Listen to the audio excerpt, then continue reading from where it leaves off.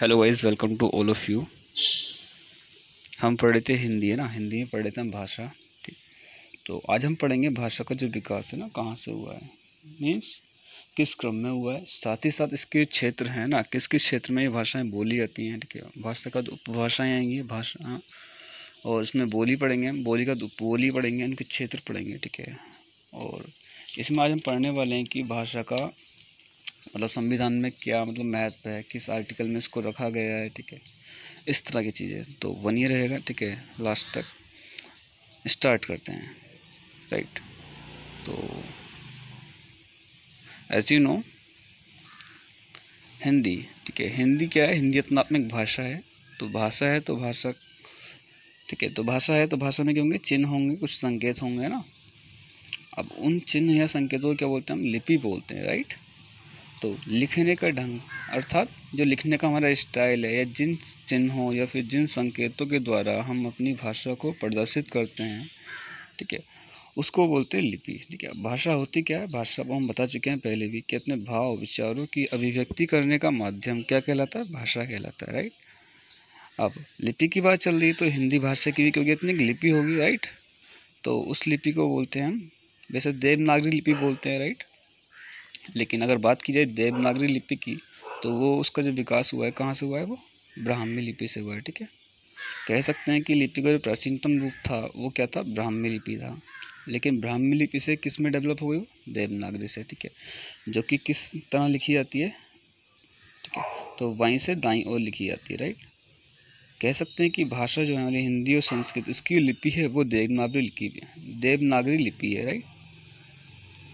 इस तरह से पूछ लेता है एग्जाम में ना कि हिंदी की लिपि है मतलब क्या है, देवनागरी लिपि, देवनागरी लिपि है या फिर संस्कृत की लिपि पूछ सकता है। इसी प्रकार अन्य लिपियां होती हैं आपकी, जैसे अगर फ्रेंच, जर्मनी, स्पेनिश, ये भी क्या अपना अपना एक भाषा है, लैंग्वेज है। अगर इनकी लिपि की बात की जाए तो इनकी लिपि होगी रोमन लिपि। ऐसे ही नेक्स्ट अंग्रेजी की बात की जाए, अंग्रेजी की जो लिपि होती है वो होती है ग्रीक या लैटिन। कभी कभी पूछ लेता है एग्जाम में ना। ऐसे ही खरोष्ट लिपि आपको पता है ना, दाईं से बाईं ओर लिखी जाती है। कुछ कुछ इनके जो अभिलेख हैं, क्या अशोक के, उनके अभिलेखों में, शिलालेखों में क्या मिली है, खरोष्ट लिपि मिली है। ऐसी अगर बात की जाए अरबी, फारसी, उर्दू, इनमें जो लिपि होती है उस लिपि का नाम है अरमाइकी लिपि। ठीक है, जो कि राइट टू लेफ्ट लिखी जाती है ना, दाएं से बाईं ओर। नेक्स्ट आएगी ऐसी गुरुमुखी लिपि। ठीक, तो वो किसकी है, पंजाबी भाषा की है। अब पढ़ते हैं हम इसका विकास। भाषा,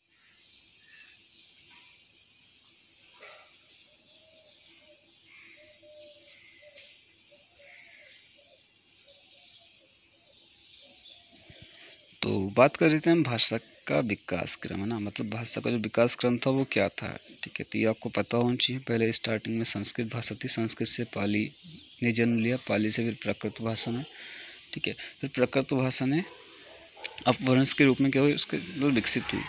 फिर इसी तरह से अवहट, देन हिंदी या प्रारंभिक हिंदी, देन आधुनिक हिंदी, फिर अब जो बोली जाती है वो इंग्लिश बोली जाती है, इनकी हिंदी और इंग्लिश जिसको बोलते हैं इंग्लिश।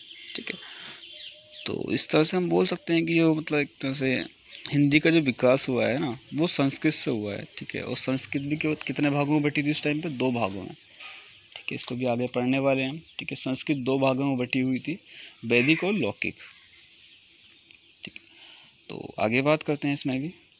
तो वैसे तो हम पढ़ चुके हैं, पिछले लेक्चर में इसको कवर कर चुके हैं, लेकिन फिर भी इसको हमने थोड़ा सा आपको बता दिया। ठीक है, अगर बात की जाए संस्कृत दो भागों में उस टाइम पे बटी हुई थी। ठीक है, वैदिक संस्कृत और लौकिक संस्कृत ना। वैदिक संस्कृत में आपको पता है वेद, उपन्यास, गायत्री मंत्र वगैरह लिखे होते थे, और लौकिक संस्कृत में महाभारत और रामायण लिखे होते थे। ठीक है, अगर बात की जाए हिंदी का जन्म हुआ है विशेष रूप से लौकिक संस्कृत से हुआ है ना, संस्कृत से तो हुआ है, लेकिन और डीपली क्वेश्चन यहाँ से पूछा जाए तो हम कह सकते हैं कि हिंदी का जन्म हुआ है आपका लौकिक संस्कृत से हुआ है। ठीक है, हिंदी की जननी कौन है, माता कौन है, ठीक है, तो उसको हम क्या बोलेंगे, लौकिक संस्कृत बोलेंगे। राइट। अब इसके कुछ इंपॉर्टेंट फैक्ट देख लेते हैं जो एग्जाम में पूछे जाते हैं ना। तो अगर आपसे पूछे कि हिंदी मतलब जो संस्कृत का उत्तराधिकारी है वो कौन है, वो प्राचीन हिंदी है। राइट, मतलब हिंदी कहाँ से, जो हिंदी है कहाँ से निकली, एक तरह से इसका जो विकास हुआ है वो संस्कृत से हुआ है। ठीक है, संस्कृत से भी अगर पूछे और डीपली तो किससे हुआ है, लौकिक संस्कृत से हुआ है। राइट। अगर हिंदी की जननी की बात की जाए तो आपको पता है संस्कृत। अगर संस्कृत ऑप्शन में नहीं दिया है तो इसका मतलब लौकिक संस्कृत दिया होगा, ठीक है। मतलब कुल मिला के जो संस्कृत का हिंदी का विकास हुआ है वो संस्कृत से हुआ है ना, लौकिक संस्कृत से। अगर बात किया है हिंदी का जो विकास हुआ है वो किससे हुआ है, तो हम बोलेंगे अपभ्रंश भाषा से हुआ है ना। किससे हुआ है, अपभ्रंश भाषा से हुआ है, ठीक है, जो कि एक बड़े भूभाग पर बोली जाती थी, ठीक है।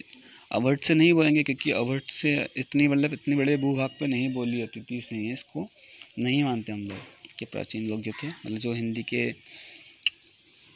जो व्याकरण करता थे, ठीक है, जिन्होंने व्याकरण को मतलब गढ़ा एक तरह से, तो वो लोग नहीं मानते अवध को, ठीक है, वो अपभ्रंश को मानते हैं, ठीक है। तो आप बोल सकते हो कि ये हिंदी का जन्म है वो संस्कृत से हुआ है, इनकी माँ बाप हैं हिंदी के वो संस्कृत होंगे ना, जबकि इसके चाचा ताऊ वगैरह हैं, ठीक है, वो कौन होंगे, अपभ्रंश होंगे। नहीं आया समझ में। देखो एग्जाम्पल के तौर पर समझते हैं, एक बच्चा है आपके घर में, ठीक है, तो जन्म तो उसके माँ बाप ने दिया है, लेकिन जो उसको ऑल ओवर डेवलपमेंट होना होता है, ठीक है, जिससे भाषा का विकास और भी डेवलपमेंट है, तो वो उसके घर में ही होते हैं ना, उसके चाचा ताऊ वगैरह चाची वगैरह, ठीक है, उनके थ्रू उनको क्या होता है, डेवलपमेंट होता है ना। तो इसी तरह हम समझ सकते हैं कि हिंदी का जन्म हुआ है, जननी जो है, माता पिता जो है कौन है, वो संस्कृत है, जबकि विकास हुआ है ना, तो वो किससे हुआ है, अपभ्रंश से हुआ है, राइट। ये आपको याद रखना है, हिंदी का जो विकास हुआ अपभ्रंश से हुआ है। नेक्स्ट पढ़ने हमको अपभ्रंश के रूप, ठीक है। अब इसके भी रूप दे रखे हैं इन लोगों ने, ठीक है, तो रूप में आपको समझना है, ठीक है। अपभ्रंश के रूप में एक तरह से मेनली 4 हैं, ठीक है, शोरसेनी अपभ्रंश और अर्धमागधी अपभ्रंश और मागधी अपभ्रंश, फिर नागरिया पोशाची या पैशाची अपभ्रंश, राइट। अब इनमें भी क्या दे रखी हैं, उपभाषाएं दे रखी हैं इनकी भी, ठीक है। अगर बात की जाए शोरसेनी अपभ्रंश की जो भाषा है, ठीक है, तो वो है प्राचीन हिंदी, पश्चिमी हिंदी है ना, ये आपको लर्न करना होगा, ठीक है, पता होना चाहिए आपको। जो शोरसेनी अपभ्रंश है उसके अंदर जो उपभाषा आती है वो आती है पश्चिमी हिंदी, ठीक है। और जो अर्धमागधी अपभ्रंश है उसमें आती है पूर्वी हिंदी, राइट। और जो मागधी अपभ्रंश है उसमें आती है बिहारी हिंदी, ठीक है। ऐसी नागर या पैशाची उसमें आती है राजस्थानी या पहाड़ी हिंदी, राइट। ये तो हो गई आपकी उपभाषाएं। अब उपभाषाओं के अंदर भी क्या होती हैं, बोलियां होती हैं, फिर बोलियों के अंदर भी उपबोली होंगी, ठीक है। इसको हम आगे पढ़ने वाले हैं। एग्जाम में क्वेश्चन आपसे इस तरह से पूछता है कि निम्न में से शोरसेनी अपभ्रंश के अंतर्गत है ना कौन सी उपभाषा आती है, पूछ सकता है एग्जाम में। अगर पूछा आपसे मागधी अपभ्रंश के अंतर्गत कौन सी उपभाषा आती है, आपको ऑप्शन में 4-5 ऑप्शन, 3 से 4 ऑप्शन आपको मिल गए, तो आपको ये बिहारी हिंदी पर टिक करना है, ठीक है। ये सब चीज़ें फिक्स हैं, ठीक है। इसको भी थोड़ा डिटेल में पढ़ते हैं आगे ना, तब समझ में आपको आएगा, राइट। अब जैसे बात की जाए शोरसेनी अपभ्रंश की, ठीक है, तो अपना आप में क्या है, भाषा है, ठीक है। अब शोरसेनी अपना अपना एक भाषा है, तो भाषा, ठीक है, एक बड़े स्तर पे बोली जा रही है, इसको भाषा बोल रहे हैं ना। अब इसमें जो उपभाषा आती है वो आती है पश्चिमी हिंदी, ठीक है, जिसमें कि कितनी बोलियां हैं, 6 बोलियां हैं। अगर हम बात करें पश्चिमी हिंदी भी क्या है, अपने उपभाषा हो जाएगी, है ना, जो कि राज्य स्तर पर बोली जाती है। इसमें 6 क्या आएंगी, बोलियाँ आएंगी, खड़ी बोली, ब्रजभाषा, कन्नौजी, ठीक है, इस तरह से बुंदेली, फिर आगे हम पढ़ेंगे दक्षिणी हिंदी, हरियाणवी, ठीक। तो ये इतना आप में क्या है, बोलियाँ हैं। तो ये आपसे क्वेश्चन में पूछ सकता है ना एग्जाम में कि निम्न में से पश्चिमी हिंदी के अंतर्गत कौन कौन सी बोलियाँ आती हैं, फिर कौन कौन सी बोलियाँ नहीं आती, इस टाइप से क्वेश्चन बन सकता है। तो ये आपको पता होना चाहिए, ठीक है। अगर हम बात करें उपबोली क्या होती है, जैसे हरियाणवी है ना, हरियाणवी मेनली हरियाणा में बोली जाती है ना। अगर बात करें इसके मूल के अंदर जो रोहतक है वैसे तो, है ना, तो हरियाणवी के अंतर्गत गांव स्तर पर अगर देखा जाए, कुछ गांव में बंगारू बोली जाती है, जाटू बोली, रांगड़ी बोली जाती है ना, तो उसको बोलते हैं उपबोली, जो कि गांव स्तर पर बोली जाती है, राइट। तो हमने आपको यहाँ समझाया कि भाषा क्या होती है, उपभाषा क्या होती है, बोली क्या होती है ना, उपबोली क्या होती है। फिलहाल आपको ये बोली जरूर याद रखनी, ठीक है। उपभाषा के अंतर्गत, ठीक है, ऐसी उपभाषा आपने पढ़ी थी कि पश्चिमी हिंदी के अंतर्गत निम्न में से कौन सी बोली आती है, कौन सी बोली नहीं आती। तो आपको ये 6 बोलियाँ पता होनी चाहिए, ठीक है। आपको लर्न करना है, आप इसको राइट कर सकते हैं अपनी नोटबुक में, ठीक है। यहाँ से क्वेश्चन पूछे जाते हैं, ठीक। यूपी टेट में तो खैर नहीं पूछे जाते हैं यहाँ से ना, तो हम कह सकते हैं सुपर टेट, KVS, DSSSB, इस तरह के जो बड़े एग्जाम्स हैं, ठीक है, जिसमें हिंदी आती है, इसमें अच्छे लेवल के, ठीक है, तो यहाँ से ये क्वेश्चन पूछे जाते हैं।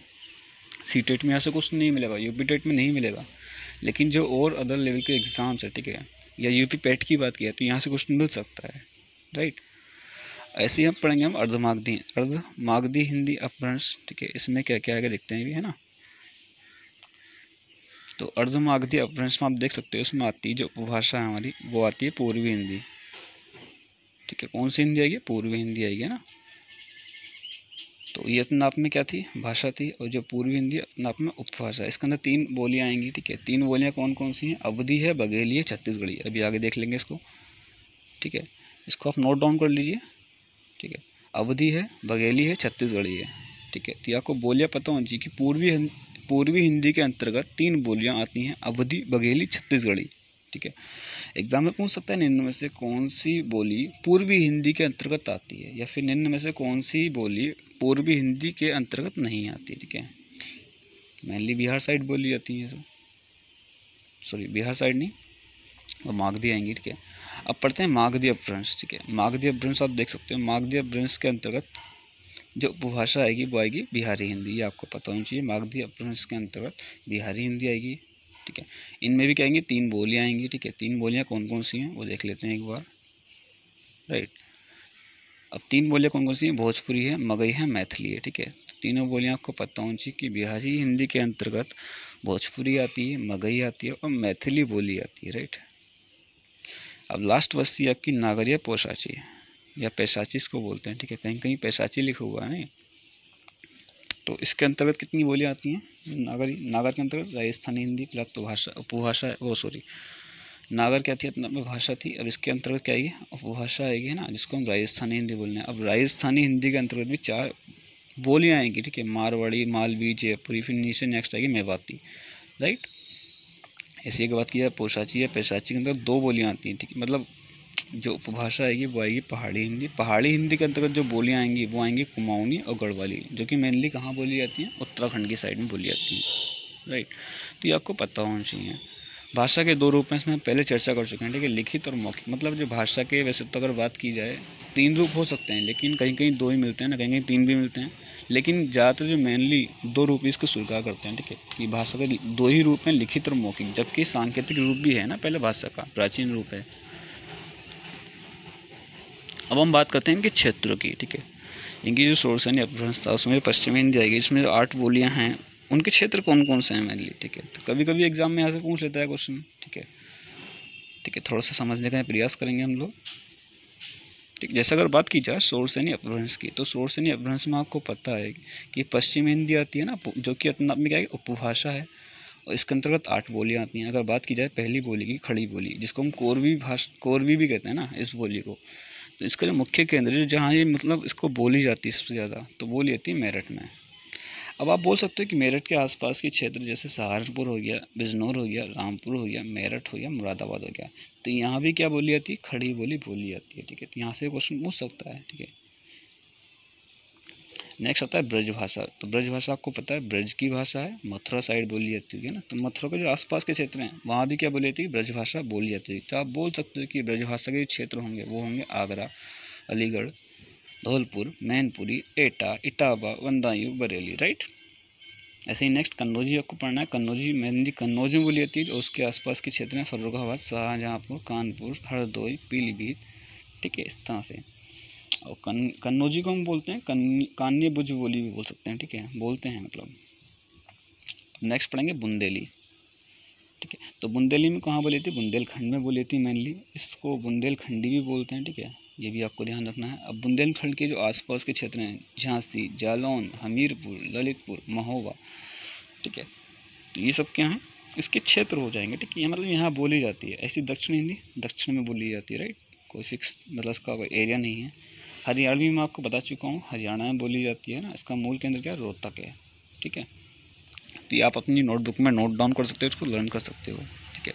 और साथ में यदि आपके पास कोई बुक है, ठीक है, तो उसमें आप प्रैक्टिस कर सकते हो इस टॉपिक से, राइट। अब पढ़ेंगे हम अर्धमागधी अपभ्रंश, ठीक है। अर्धमागधी अपभ्रंश में क्या आएगी, पूर्वी हिंदी आएगी, ठीक है। अब पूर्वी हिंदी के अंतर्गत 3 बोलियां आती हैं, ठीक है। ये क्या थी अपने आप में, भाषा थी अर्धमागधी अपभ्रंश, और ये क्या थी अपने आप में, उपभाषा थी, और उसमें 3 बोलियां आएंगी, बताया था मैंने भी आपको, ठीक है। पहली आएगी अवधी, दूसरी बघेली, छत्तीसगढ़ी। अवधी का जो क्षेत्र वो अवध है, जिसको हम अयोध्या बोलते हैं। अयोध्या के आसपास के क्षेत्र होंगे, लखनऊ हो जाएगा, इलाहाबाद हो जाएगा, जौनपुर हो जाएगा, फैजाबाद, सीतापुर, राइट। अगर बात की जाए बघेली की, तो बघेली बोली जाती है बघेलखंड में, इसका जो केंद्र है वो है रीवा मंडल, ठीक है। मेन केंद्र जो इसका रीवा मंडल है, इसको आप नोट डाउन कर सकते हो, ठीक। और छत्तीसगढ़ी छत्तीसगढ़ में बोली जाती है, राइट। नेक्स्ट अगर बात की जाए मगधी, ठीक है, मगधी अपभ्रंश की बात की जाए, ठीक है। तो मगधी अपभ्रंश में बिहारी हिंदी बोली जाती है, ठीक है। बिहारी हिंदी के अंतर्गत 3 बोलियाँ आती हैं। इसके बाद क्षेत्र की बात करेंगे तो भोजपुर, पटना साइड में, पाटलिपुत्र में, ठीक है। मगही भी इसके आसपास के क्षेत्र में बोली जाती है, लेकिन मैथिली का जो मतलब फिक्स है एक तरह से मधुबनी में, ठीक है, बिहार में बोली जाती है, ठीक है। ये भी तो ये आपको पता होना चाहिए कि मगधी अपभ्रंश में बिहारी हिंदी आती है, जिसको भाषा बोल रहे थे। इसके अंदर 3 अंतर्गत बोलियाँ आएंगी। 3 बोली आपको याद होनी चाहिए कम से कम, भोजपुरी, मगही, मैथिली, ठीक है। वो किसके अंतर्गत आएंगी? मगधी अपभ्रंश के अंतर्गत आएंगे, ठीक है। नेक्स्ट पढ़ लेते हैं नागर या पोशाची या पैसाची इसको बोलते हैं, राइट। इसको भी हम एक बार में पढ़ लेते हैं, ठीक है। अगर बात की जाए पहाड़ी हिंदी इसके अंतर्गत जाएगी, पैसाची के अंतर्गत। उसमें 2 बोलियाँ आती है, कुमाऊनी, गढ़वाली, जो कि उत्तराखंड साइड बोली जाती हैं, राइट। अगर नागर की बात की जाए तो उसमें राजस्थानी हिंदी, इसमें 4 बोलियाँ आएंगी। मारवाड़ी, जो कहाँ बोली जाती है? बीकानेर, जैसलमेर, अजमेर की साइड में बोली जाती है, राइट। ऐसे ही जयपुरी, इसको आप नोट डाउन कर लें, ठीक है। जयपुरी में जयपुर में बोली जाती है, अलवर साइड में बोली जाती है, भरतपुर और कोटा में। मेवाती की बात की जाए चित्तौड़गढ़ में बोली जाती है, ठीक है, जो कि महाराणा प्रताप का क्या है? क्षेत्र था, राइट। और मालवी जो बोली जाती है वो मध्य प्रदेश और राजस्थान के मतलब सीमावर्ती क्षेत्रों में बोली जाती है। तो ये इतनी इंपॉर्टेंट नहीं, लेकिन फिर भी आपको कम से कम एटलीस्ट आपको ये तो पता हो कि किस भाषा के अंतर्गत कौन सी उपभाषा आ रही है और कौन सी उपभाषा के अंतर्गत कितनी बोलियाँ आ रही हैं, कौन कौन सी बोली आ रही हैं, एटलीस्ट इतना तो पता होना चाहिए आपको, ठीक।